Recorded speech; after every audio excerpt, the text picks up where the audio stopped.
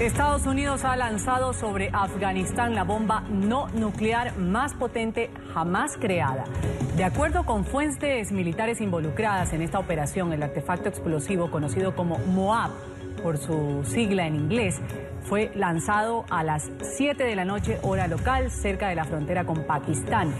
Se trata de la más poderosa arma no nuclear con la que cuenta Estados Unidos. Ahí la vemos en pantalla, esta foto ha sido difundida.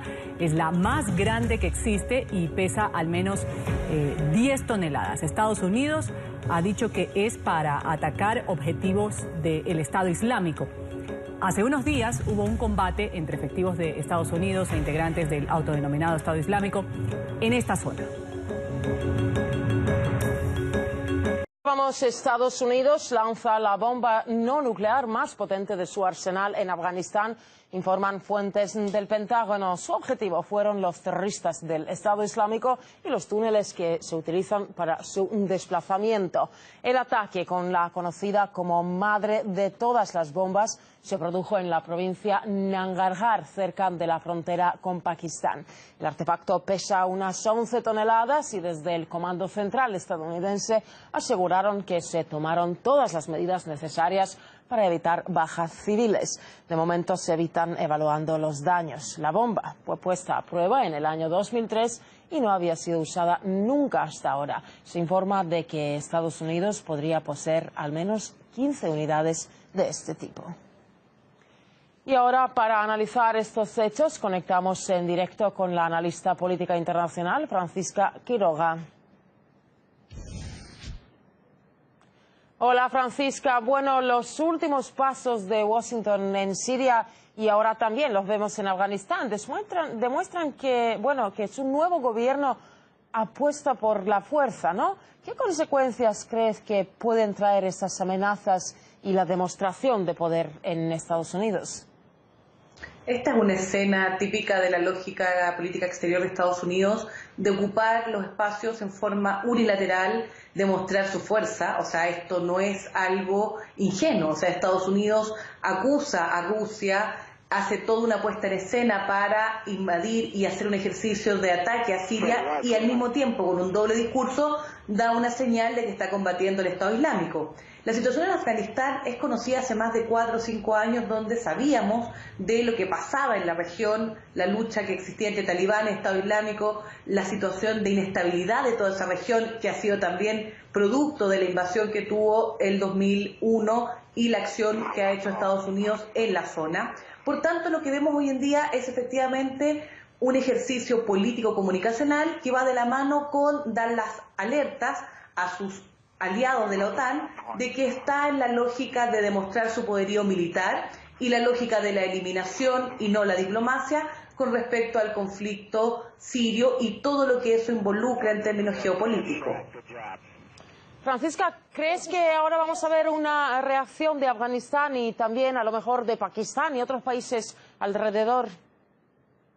Hay que recordar que la situación geopolítica y la ubicación geográfica de Afganistán siempre ha sido la vinculación con diferentes grupos, actores, culturas, y claramente Pakistán es una zona que siempre está en tensión, recordemos, con la India, está por otro lado Irán, que es la otra frontera. Por tanto, Afganistán no es un actor que no sea estratégico desde el punto de vista de las posiciones que está tomando el Estado Islámico, y también Estados Unidos lo está leyendo así, está dando una señal de fuerza en una zona que tiene impactos en la región.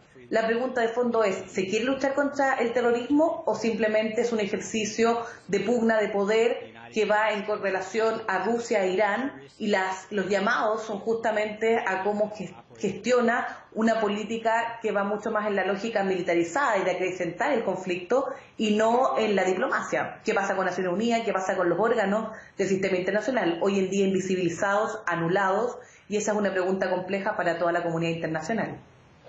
Francisca, también es muy interesante que esta bomba fue construida en el año 2003, sin embargo, hasta ahora no la han utilizado.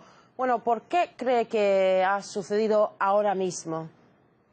Yo creo que es una bomba que estaban esperando el momento político, comunicacional, para marcar el escenario del conflicto que se está viviendo en Oriente Medio. Yo creo que ahora lo que ha dicho Estados Unidos con esta bomba, es decir, somos una potencia militar, y tenemos la posibilidad de detonar esta bomba y otra, y uno dice qué es lo que viene más allá, es la bomba nuclear. Por tanto, la señal en términos político-comunicacionales es de ejercicio del poderío militar, pero que está apuntando a tenemos el armamento para aniquilar grandes zonas, y es una señal que se está dando también a la OTAN. Recordemos lo que ha pasado esta semana, esta alianza política y el tratado que tiene la OTAN tiene que ver con este poderío que tiene que ver con las armas, y ahí hay otros intereses en juego. Está el petróleo en Oriente Medio, las rutas y el poderío y la industria de las armas. Francisca, muchísimas gracias por este análisis. Para entender todo este acontecer de la geopolítica internacional nos acompaña Manfred Grauthoff, experto en temas de Medio Oriente y seguridad internacional y CEO de Geostrategic Defense and Economy. Muy buenas noches. ¿Cómo está? Michael, muy bien. Bueno, la primera pregunta es sobre la noticia del día y tiene que ver con la bomba lanzada por los Estados Unidos en territorio afgano. Recordemos que en el 2003, en el gobierno de George Walker Bush, fue enviada esta misma bomba, días antes de la intervención en Irak. ¿Qué significa esto en la geopolítica internacional y ahora Estados Unidos enfilando allí contra ISIS? Muy bien, esa bomba tiene el nombre de GBU-43, se llevó a Irak, pero no se usó. Y lo curioso es cómo se emplea. Esa bomba se lanza desde un C-130, que es un avión de ala fija, y para meterla ahí se requeriría despejar la zona, porque en ese sitio se opera con lanzaderas de misiles tierra-aire. Es decir, la defensa de un C-130 contra eso es muy baja y es muy peligroso. Entonces lo que hizo fue una acción muy arriesgada. Es el primer punto, pero el segundo es todavía más curioso. Lanzar una bomba estratégica a una guerra de baja intensidad sin un blanco de mayor valor no tiene mucho sentido, a menos que quiera lanzar un mensaje a Corea del Norte. Corea del Norte, el líder de Corea del Norte dijo que esperan algo grande, se reunió a la prensa, reunió a sus militares y empezó. Hoy Estados Unidos lanzó algo grande. Esa bomba es algo grande y le está diciendo, tenemos capacidad. Y aparte, pues recordemos que movió el Carl Vinson, que es un portaaviones tipo Nimitz nuclear, que va con 2 fragatas, 2 destructores, 2 cruceros y 2 submarinos. Es una flota de ataque realmente letal y se le une a los ejercicios, estamos viendo la nota japonesa. Entonces, realmente el mensaje no fue para Afganistán ni para el grupo ISIS. El mensaje es para Corea del Norte. Tenemos capacidad. Es una jugada tremendamente estratégica. Manfred, sobre eso quisiera preguntarle, usted a través de su cuenta en Twitter lo resume todo lo que está pasando en este momento como si estuviéramos hablando en términos de números. Estados Unidos 3 y la alianza Rusia, Corea del Norte, Irán 0, es decir, las decisiones unilaterales de Estados Unidos están arrojando un mensaje muy contundente contra este país, este régimen de Kim Jong-un. Kim Jong-un, sí, Rusia e Irán. ¿Por qué? Yo coloqué, primero fue el bombardeo a la base de Chaira en Siria. El bombardeo efectivamente no es estratégico en la zona, pero sí lanza un mensaje clarísimo que tenemos capacidad, mientras Rusia tiene un portaaviones, el almirante Kuznetsov, que está en el Mediterráneo. La última vez que lo vimos estaba en Libia. Entonces Estados Unidos tiene 10 portaaviones Nimitz y 2 portaaviones Ford en camino. Es decir, tiene una potencia realmente muy fuerte y le llena un espacio. Segundo, le mueve el portaaviones, el CBN-70, el USS Calvin, se lo mueve a Corea del Norte. Y tercero, lanza esta bomba. Recuperó el espacio geopolítico que había abandonado el señor Barack Obama durante 8 años. En 8 días recuperó el espacio. Y hay algo más, cuando estaban viendo la nota, mostraban al Consejo de Seguridad Nacional. Allá hay una persona clave, es el general H.R. McMaster. El director del Consejo, ese director es un hombre brillante con un doctorado en historia y es un militar clave que es seguidor de la doctrina del zorro del desierto, Erwin Rommel.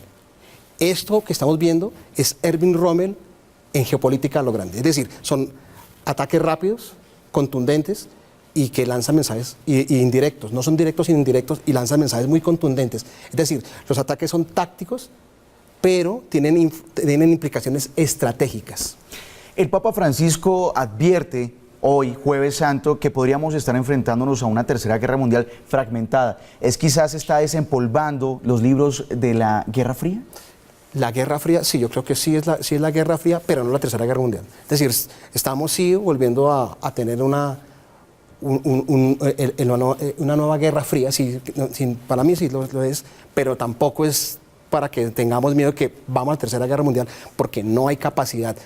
era más inseguro lo que hacía Obama, dejar que estos regímenes avanzaran y no tomar decisiones. Ahora se avanza y dejó un camino, hay un camino abierto. El señor Rex Tillerson fue condecorado por Rusia hace unos 2 años con la medalla Orden de la Amistad. Ese es actual secretario de Estado, presidente de la ExxonMobil durante mucho tiempo, y se reunió con Putin. Lo extraño es que un secretario de Estado se reúna con el líder de una potencia mundial como Rusia. Pero se reunió. Es la primera vez en mucho tiempo, creo que la primera, que el señor Putin está a la defensiva, cuando siempre sus jugadas lo colocaban ofensivo. No, recuperamos, o sea, se recuperó el espacio por parte de Estados Unidos. Ahí es donde está la jugada estratégica. Pues agradecemos a Manfred Grautov, experto en Medio Oriente y Seguridad Internacional, por acompañarnos y explicar un poco el acontecer del mundo internacional aquí en Red Más Noticias. Muchas gracias, Michael. Gracias a usted.